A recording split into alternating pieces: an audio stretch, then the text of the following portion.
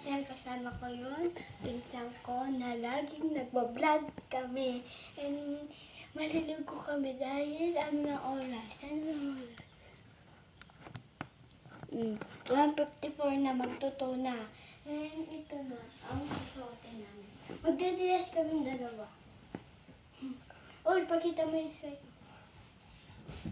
Wala ka pang panty. Uy, huwag mo na sabihin. I-upload ko to. Ay, hindi na. Mag-shirt na lang tayo. Ito, babagay ba ito sa akin? Kasi ngayon ko parang ito nasuot eh. Ako din. Hinayin ko pa ito na suot. Tara na. Ito lang guys. Magkano na kami? Maliligo na kami. Bye-bye.